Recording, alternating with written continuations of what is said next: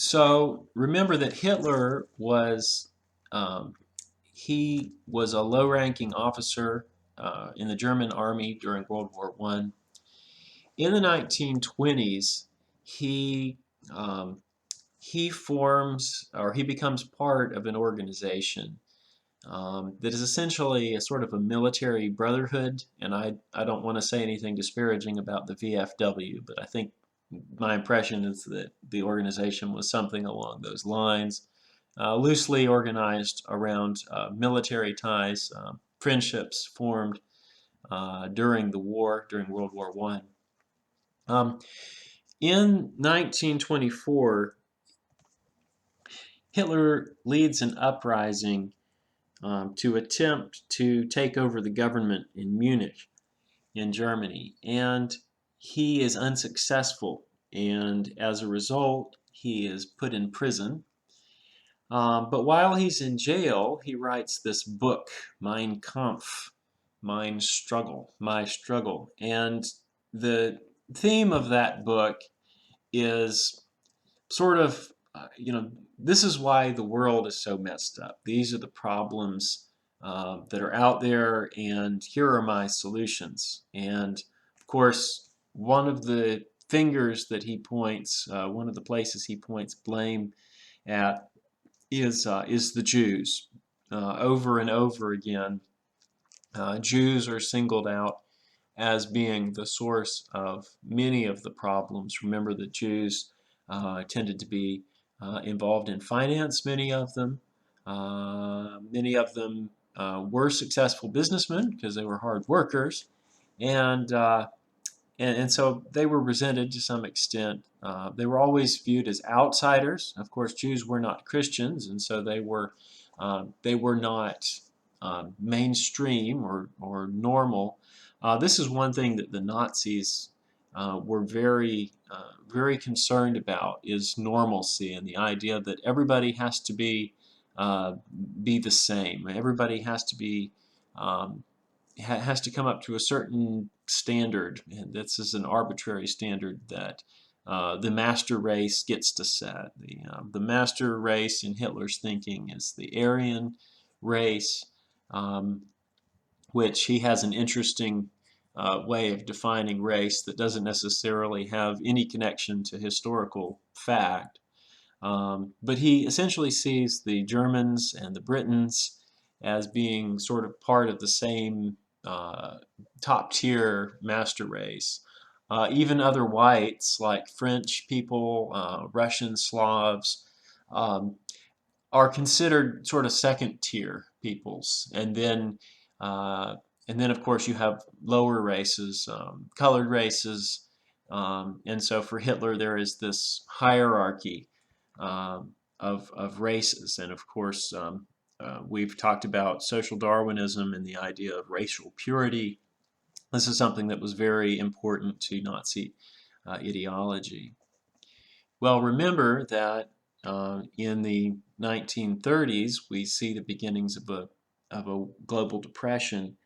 And as a result of the depression, Nazi ideology begins to gain traction in Germany. It's still a minority faction, a minority political faction. You still have a lot of what you would consider conservative, traditional German monarchists. You also have a large number of socialists in the Reichstag, which is the German legislature. But by 1933, Hitler has become the leader of the Nazi Party in the Reichstag. And even though they're a minority party, they are the largest single group, and as a result, they're able to exercise a great deal of influence. And as a result of this, Hitler becomes the Chancellor of Germany, which is a very important and very powerful position. He essentially becomes a dictator at this point in 1933 as German Chancellor. He expels the communists from the Reichstag. Um, just like Mussolini, he begins doling out government positions to his friends, to members of the Nazi Party.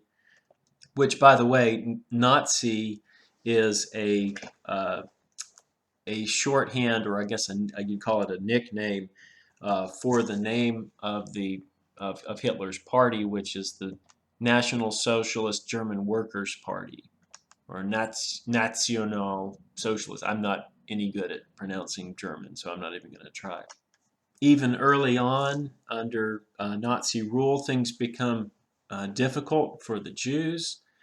They become subject to certain legal restraints, and as a result, many Jews begin leaving the country. Among them, Henry Kissinger, who is a young boy at the time, and eventually his family relocates to New York City in the United States. Of course, Henry Kissinger is going to become an important player in the Nixon administration during the Vietnam War. Also in 1933, Hitler withdraws from the League of Nations. Remember, Germany had been part of that League of Nations created by the Treaty of Versailles. And once Hitler takes the step of leaving the League of Nations and nobody really says anything about it, then he feels emboldened to take further steps. Now, why didn't the Western nations, Britain and France, the United States primarily is who we're talking about here, why didn't they complain more about Germany's essentially deciding to set aside the Versailles Treaty? Well, the reason they didn't is because they were so preoccupied with dealing with the major financial problems that the fires they were having to put out.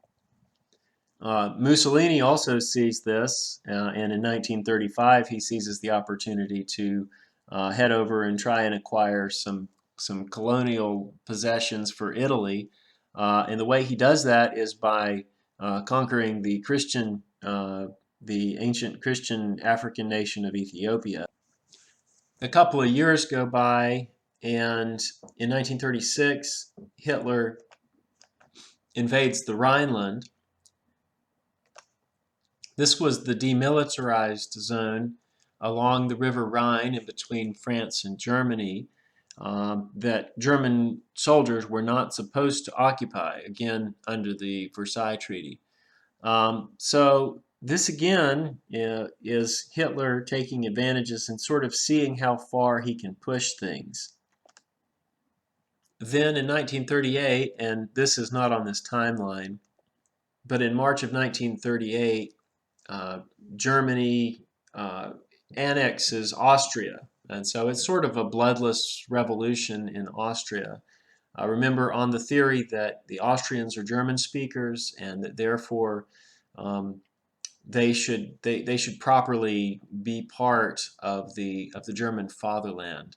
Many Austrians were actually happy about this, although many weren't. If you've ever seen The Sound of Music, it's set in this sort of time period where the Nazis are in the process of taking over the government in Austria.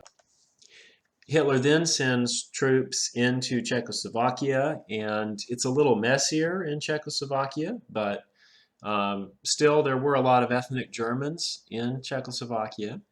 And so there was some support for the Nazi invasion there. All of this is starting to send alarm bells off to people who are close observers of the situation. But you've got two sort of responses, and one is the response that, hey, we need to get ready for a war here because look at what Hitler's doing. The other was sort of the liberal response, trying to figure out what Hitler really wants and how to make him happy so that he would quit taking over countries. So he would be a nice guy and quit taking over countries. Also keep in mind that as bad as Hitler seemed, a lot of people were aware of how bad communism was. They were sort of aware of what was going on in the Soviet Union, and they didn't want that. And so the question was, well, do we want somebody like Hitler or somebody like Stalin? And there was just a lot of division about the right way to deal with the problem of Hitler.